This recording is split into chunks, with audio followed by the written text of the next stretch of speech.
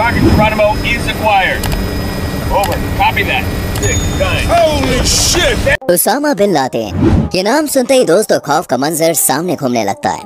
लेकिन क्या आप जानते हैं उसामा बिन लादेन कैसे आतंक का सरगना बना, कैसे उसने इतने बड़े आतंकी संगठन की नींव रखी और कैसे बना उसामा अमेरिका का सबसे बड़ा दुश्मन। कैसे हुई उसामा की मौत और उसकी मौत के बाद उसके शरीर का क्या हुआ, आखिर क्यों उसके शरीर को समुद्र में दफना है क्या। अगर आप भी इन सवालों के जवाब जानने के लिए बेताब हैं तो बने रहिए वीडियो में एंड तक हमारे संग। इससे पहले दोस्तों हम ये जाने कि उसामा बिन लादेन इतना बड़ा आतंकी कैसे बना, एक नजर इस आतंकी के बचपन और जवानी पर डाल लेते हैं। 10 मार्च 1957 को सऊदी अरब के रियाद शहर में मोहम्मद अवाद बिन लादेन के घर एक बच्चे का जन्म हुआ। बच्चा बड़ा क्यूट और मासूम सा था। इस बच्चे का नाम रखा गया उसामा बिन लादेन। उसामा के पिता मोहम्मद अवाद बिन लादेन एक अमीर बिल्डर थे। उनके 52 बच्चे थे, जिनमें से 17वें नंबर पर था उसामा। मोहम्मद अवाद बिन लादेन साहब के पास पैसों की कोई भी कमी नहीं थी। उनके पास इतना पैसा था कि बच्चे जिंदगी भर बैठकर खाएं, तब भी पैसा कम ना पड़े। यही वजह थी कि उसामा को बचपन से ही भरा पूरा परिवार मिला, या यूं कह लीजिए कि वो सिल्वर स्पून के साथ जन्मा था। ये बात है साल 1968 की, जब उसामा करीब 11 साल का रहा होगा। उस समय उसामा के पिता यानी कि मोहम्मद अवाद बिन लादेन की मौत हो गई। उनकी मौत के बाद उसामा को विरासत में $8 करोड़ मिले। इस समय उसामा स्कूल में पढ़ाई कर रहा था। वो पढ़ने में काफी तेज था और बड़ा होकर इंजीनियर बनना चाहता था। लेकिन किसे पता था कि आगे चलकर हालात कुछ ऐसे हो जाएंगे कि वो एक इंजीनियर की जगह आतंकवादी बन जाएगा। उसामा का बचपन बहुत अच्छा और काफी शांति से कटा, लेकिन अब बारी थी उसके कॉलेज डेज की और एक इंसान से आतंकवादी बनने की। स्कूल की पढ़ाई पूरी करने के बाद उसामा ने किंग अब्दुल अजीज यूनिवर्सिटी में सिविल इंजीनियरिंग की पढ़ाई करने के लिए एडमिशन ले लिया। उसामा सिविल इंजीनियरिंग की डिग्री हासिल करके बड़े बड़े कंस्ट्रक्शंस करना चाहता था, लेकिन उसके कॉलेज के दिनों में कुछ ऐसा हुआ जिसने पूरी कहानी ही पलट दी। दरअसल इंजीनियरिंग की पढ़ाई के दौरान उसामा की मुलाकात कई रईस बच्चों और कट्टरपंथी टीचर से हुई, लेकिन जिसने सबसे ज्यादा उसामा का माइंड डाइवर्ट किया वो था शेख अब्दुल्ला आलम। शेख अब्दुल्ला आलम उसामा को ब्लड इन रिलीजियस पॉलिटिक्स पढ़ाया करता था। शेख अब्दुल्ला आलम कट्टर इस्लामीवादी था। फिलिस्तीन में जन्मा अब्दुल्ला आलम अपने स्टूडेंट्स को भी कट्टरपंथ बनने पर जोर दिया करता था। उसामा इसके विचारों से इतना प्रभावित हुआ कि उसने अपना इरादा ही बदल दिया। दरअसल शेख अब्दुल्ला आलम हमेशा अपनी स्पीचेस में स्टूडेंट्स को मुस्लिम देशों से विदेशियों को भगा देने की बातें सिखाया करता और उसका मानना था कि इस्लाम को अपनी जड़ों की तरफ लौट जाना चाहिए और जो ये नहीं मानते उनके खिलाफ जिहाद छेड़ा जाना चाहिए। कहीं न कहीं अब्दुल्ला आलम की ये बातें उसामा के मन में घर कर गईं। एक इंटरव्यू के दौरान उसामा की मां ने ये भी कहा था कि उसामा को बदलने के पीछे अब्दुल्ला आलम का ही हाथ है। उसी ने उसामा को कट्टरपंथ की तरफ मोड़ा। वैसे जानकारी के लिए आपको बता दूं कि अब्दुल्ला आलम को बाद में सऊदी अरब से निकाल दिया गया। हालांकि बाद में यही आलम उसामा का आध्यात्मिक गुरु भी बना। दरअसल जब उसामा अब्दुल्ला आलम से कट्टरपंथ की क्लास ले रहा था तभी अफगानिस्तान पर सोवियत संघ की तरफ से हमला हुआ और उसामा की आग को हवा मिल गई, क्योंकि कट्टरपंथ की तरफ बढ़ते हुए उसामा इस हमले से पहले ही कई कट्टरपंथ सरगनाओं से हाथ मिला चुका था। वही जब उसे अफगानिस्तान पर हुए इस हमले की भनक लगी तो उसने तुरंत ही फ्लाइट पकड़ी और पाकिस्तान के पेशावर में पहुंच गया, जहां उसने अफगान सैनिकों की मदद के लिए उन्हें फंडिंग करना शुरू कर दिया।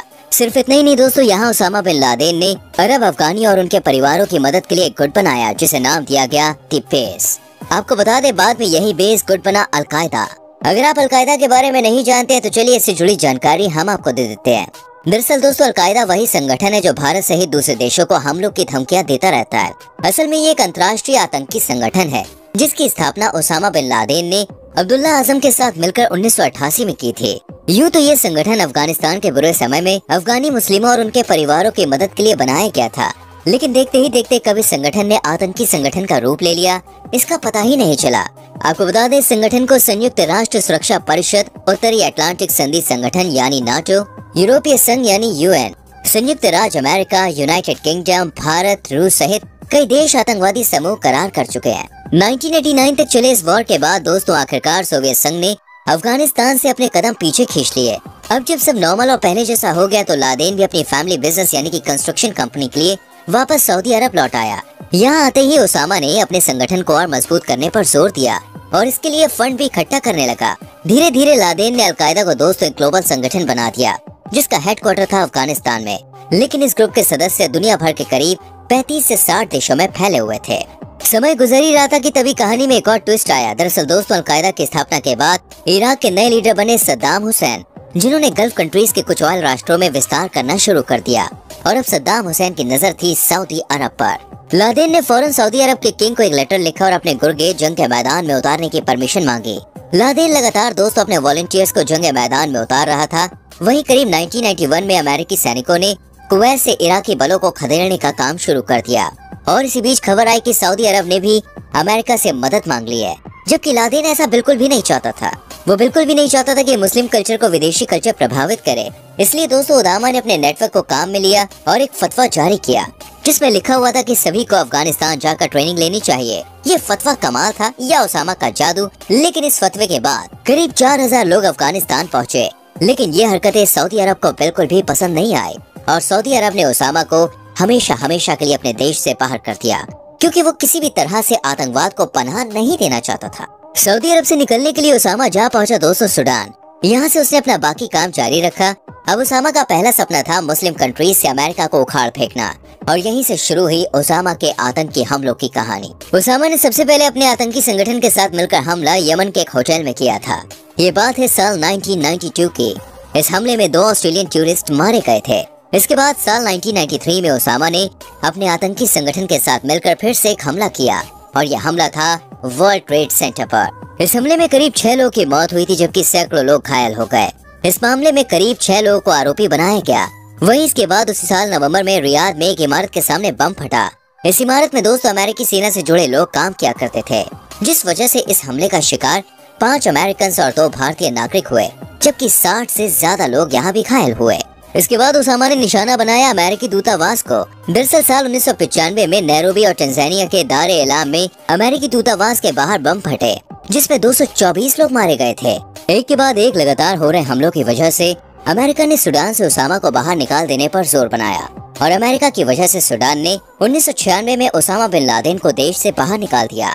इसके बाद लादेन अपने 10 बच्चों और 3 बीवियों के साथ अफगानिस्तान जा पहुंचा।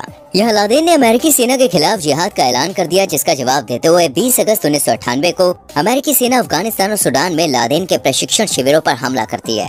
इसके बाद करीब 20 आतंकी ढेर होते हैं, लेकिन लादेन यहाँ से निकल चुका था। पर अब जो होने वाला था वो किसी ने भी कभी भी सपने में नहीं सोचा था। 11 सितंबर 2001 के दिन अमेरिका में सब कुछ नॉर्मल था, लेकिन एक गहरी शांति के बाद हुआ जोरदार धमाका। असल में लादेन ने अमेरिका के वर्ल्ड ट्रेड सेंटर के ट्विन टावर्स और पेंटागन में हमला किया था, जिसमें 3000 से ज्यादा लोगों की मौत हो गई। ये वो हमला था जिससे अमेरिका आज भी उभर नहीं पाया है। इस हमले के बाद अमेरिका ने लादेन को आतंकवादी घोषित कर दिया और अफगानिस्तान में उसकी तलाश शुरू कर दी, लेकिन वो यहाँ से निकल चुका था। और आखिरकार वो समय आया जब 10 साल के लंबे इंतजार का फल अमेरिका को मिला, जब उसे पता चला कि लादेन पाकिस्तान में छुपा बैठा है।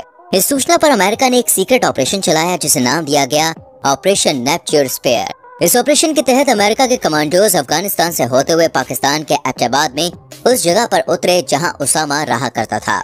करीब 40 मिनट तक चले इस ऑपरेशन के बाद अमेरिकी फाइटर्स ने ओसामा के सिर और शरीर पर गोलियां दागकर उसे मौत की नींद सुला दिया और इतने अमेरिकन की बेवजह हत्या करने की सजा भी दे दी। यूएसएस कार्ल विंसन शिप में ओसामा की बॉडी को रखकर नॉर्थ अरेबियन सी में ले जाया गया और 1 घंटे तक इस्लामिक नियमों को फॉलो करते हुए एक भारी भरकम बैग में रखकर समुद्र में दफना दिया गया। इस तरह आतंकवाद का ये सरगना समुद्र की गहराइयों में गुम हो गया। आने वाली वीडियोस को देखने के लिए चैनल को सब्सक्राइब करके बेल आइकन प्रेस करना ना भूलें, जिससे आने वाली अमेजिंग वीडियोस आपसे मिस ना हो। मिलते हैं अगली वीडियो में, तब तक के लिए अपना ख्याल रखें। Bye bye.